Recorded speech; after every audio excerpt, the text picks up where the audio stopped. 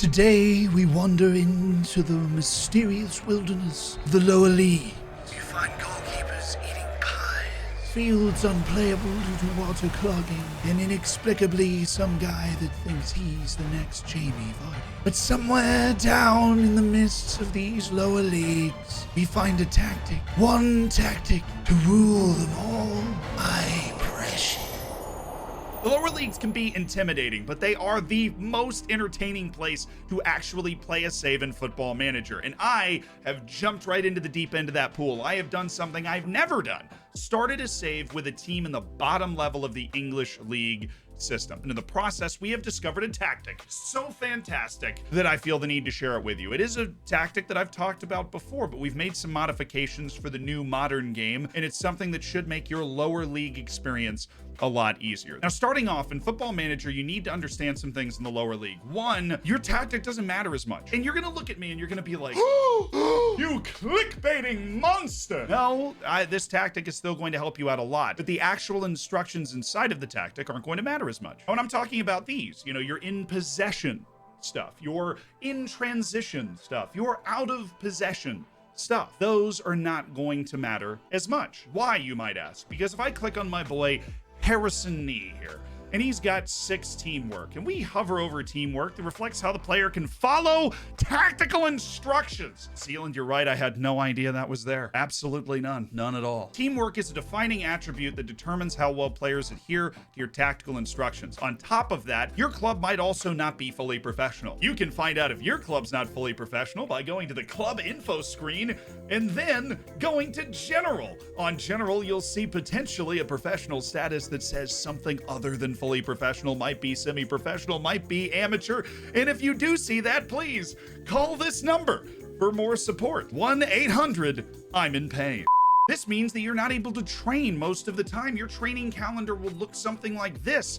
And training is very important for what? Say it with me together. Tactical familiarity. You sounded great. You need a new mic though. That's right, this tactical familiarity thing up here, you're just not going to be able to fill it up all the way if you're not professional. So in the lower leagues, your players practice a tactic less and listen to a tactic less than they do at higher levels. So what is the most important thing in a tactic? If you can unblur the part over the actual tactic, you'll see the Manscaped logo, who we would love to thank for being a longtime sponsor of this channel. Now, Manscaped is a perfect tactic for keeping track of that bod, because you want to look like a dessert this holiday season. What else are you supposed to enjoy after that wonderful holiday dinner? Maybe you want to sit down and tell the in-laws about your new cutting-edge ball trimmer. Well, guess what? The 4.0 performance package from Manscaped's available at 20% off and free shipping at the link at the top of the description. This comes with the lawnmower, which is the classic for keeping your soccer balls in shape. Got a ceramic edge, skin-safe technology to cut down on all those nips and cuts and such in areas you don't want nips and cuts. It really helps you get smoother nutmegs. You also get the Weed Whacker, which takes care of those earlobes and the nose and everything. I mean, honestly, do you look at me and think I'm this naturally hairless? Shoot, the performance package even comes with deodorant and a wonderfully comfortable pair of boxers. And again, it's 20% off and free shipping if you use the link at the top of the description, so I highly recommend it. Be thankful this holiday season for the best gift of all from Manscaped. Your balls will thank you. And I will as well, because Manscaped supported this channel for a very long time, and I thank them for allowing us to hire 87 editors. Hi, Reese. Behind the Manscaped logo, you'll see the actual tactic. And this is what I wanted you to actually think about. Numbers. I'm talking 2 numbers, 7 and 3. Numbers are going to be what determine how effective your tactic is at this lower level. If you are relying on players to do particularly complicated things, we've already covered a variety of reasons that is not going to work. From teamwork to tactical, for it's not a variety, it's 2 reasons, but it won't work. In order to show you what I'm talking about, we're going to go into an actual match. And we'll start with me in possession. This is a road trip to Farnborough that we're going to end up winning 4-0. When we're in possession, we have our 3 strikers. Now, unless the opposition is playing 3 at the back, which it's lower league, they very well might be, those 3 strikers are creating incredible pressure on that back line. Even with 3 at the back, that is a man for a man, and if one man makes a mistake, you are And the wingbacks in this case, players that you just need to be able to run for a while and don't need any discernible offensive or defensive skill, create the width. Daria Henry on the right and Isiguan is over on the left. Now, this creates a 5-man front line when those guys get up the field, and a 2-man midfield in support of it, with one center back wandering up here because he's bad and has no idea where he's supposed to be. Now, if we play this out, Daria Henry is going to drive and just put a ball in the box. It's not a particularly good cross, but they make an absolute meal of it, and Zealand gets a tap in. We like when Zealand gets tap ins. He's happy. Hey, you, subscribe to the channel. I'd appreciate it. That's the basic principle of the shape on the offensive end, but how are you able to defend out of this wonderful lower league 7-3? Well, because you have 3 guys up on the front line, it's really hard for the other team to effectively play out of the back. Not that anybody in lower league is going to do that anyways, but it allows your pressure to be incredibly effective because you have 3 players that are constantly up the field bothering the other team. This creates a lot of long balls, which you have 3 center backs that are able to deal with on the other side. When they knock it down, you quite literally have a line of 4 players waiting to receive the ball at that next level, 2 wingbacks and 2 central midfielders. They connect to one of your 3 strikers who's dropping off, constant pressure on the back line, wayward lofted balls, and what happens to be an absolutely fabulous finish at the end of it. Defense to offense very quickly is the key. A more common way that buildup is going to occur, though, is a failed long ball leading to greater opportunity. This is what that looks like. We get a turnover and receive the ball and get it to a wide center back.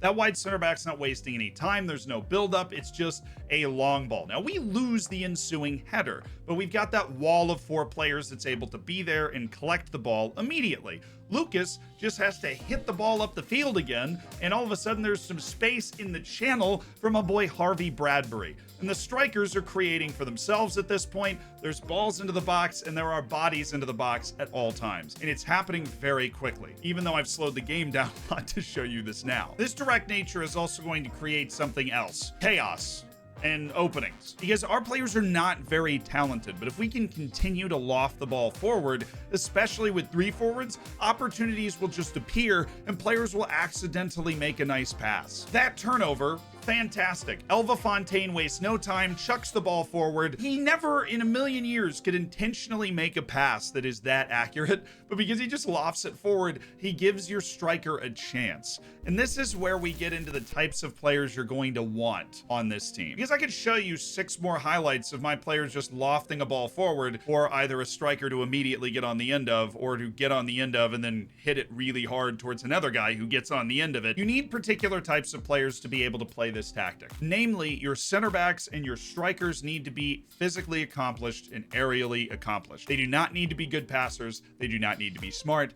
They do not need to be good at finishing. This guy, for example, actually fits the bill. He is not a terrible passer. We don't want anybody that's 2s or 3s in passing and vision. He is not terrible at shooting. 8 is fine at this level. He is, however, 13 jumping reach and has a bit of quickness about him. He doesn't have 5 pace. You're also going to need a very similar type of player on defense. You need players that are aerially dominant as well. Not necessarily all 3, but at least 1 in the middle. I typically use a guy named Kamani Hunter. He has 17 jumping reach and he's not slow. Another player that fits this bill is Jake Wannell, because when those long balls come up, you need to be able to win the first ball, because you're going to force a lot of long balls. They're not able to pass their way through this formation, because this formation is on its face very defensive. And the first thing that you should do in a lower league tactic is make sure you have the numbers there to defend, because nobody you play against is going to have the quality to consistently break you down if you can get solid athletic bodies in the way. Solid athletic bodies in the way. And great hair doesn't hurt either. Honest to goodness, the roles here are an interpretation, right? I try to have a more aggressive defensive midfield, but you could have 2 defensive midfielders on defend here and this formation would still work. There would be a bit less pressure from the middle and you'd win a few less second balls, but it would still work because we have a 7-man block that knows it's their job to keep the other team out of the back of the net while creating an opportunity on the front 3. Now, the wingbacks are the trickiest player to acquire. You're going to be looking for a player like Luis Kinsella. You don't need to be able to defend well at all, but offensive ability is a bonus. Athletic ability is a must. They need to be able to run at a decent clip and they need to have decent work rate so that they can run for the whole game, because they are your entire wing. And the last bit of information is you can have more athletic outside forwards because often they'll have the opportunity to run in the channel, but that central forward needs to always at least be a solid sized dude that can win balls in the air. I recommend bowing your 3 forwards like this, whether it's pressing forward, target man, deep lying forward. You want deeper forwards on the outside and your most aggressive forward in the middle. If it is not working, then you can switch it. Put your biggest player here, target forward, 2 advanced forwards on the outside, but that takes away your ability to interact with the wingbacks in the build-up more. If we can use our animation capabilities for a second, Thompson, as a target forward, will drop in here, and he's got a triangle with Ling and Elva Fontaine, who's making that run around the outside, with Nee making the run in the middle. It's not typically Nee, it's a guy named Nick McCooty, who is somewhere around here. There he is, that beautiful man. Now, if McCooty is dropping in, well, then his triangle is with Lucas and Ling. Those are not players we're trying to draw forward as much, and there isn't as much interaction in the build-up and the 1-2 potential with Kinsella or Elva Fontaine. Also, these guys getting into the channel and getting into the corners can be very helpful for opening up a defense with those long balls if long balls straight to the goal aren't working. Team instructions, I'm sure you could basically do this for yourself at this point. It's directness. You want directness, you want pass into space. If you have no quick forwards, you want no pass into space. As for the crosses, they're on low right now because 2 of my 3 forwards are speed based instead of size based. But floated crosses is typically what you'd want. If you have a very tall front line like I do when all my starters are out there, that gives them the best chance to score. And because I don't trust my wingbacks progressing the ball up the field at their feet, I have hit early crosses on. We already have 3 forwards up there. We're going to be creating dynamic runs without them being able to recover. Distribute quickly, take long kicks, and counter when we get the ball. You can also turn counter press on if your team doesn't get too tired throughout a match. And if you have one particularly tall forward, you want to distribute specifically to that particularly tall forward. Not that your goalkeeper will be able to do it most of the time, but it's nice to try. And then defensively, there's nothing wrong with a low block this year. This makes it even harder for them to score. We don't have a lot of speed on the back line, so we drop off more. Once they break through our line, we're dropping off. We get stuck in because it's the lower league, and getting stuck in makes it harder to successfully play through teams, and they already can't play through us. So we're going to try and make it impossible. But we want to elevate to a mid block because we don't want to take away too much punching power from our front 3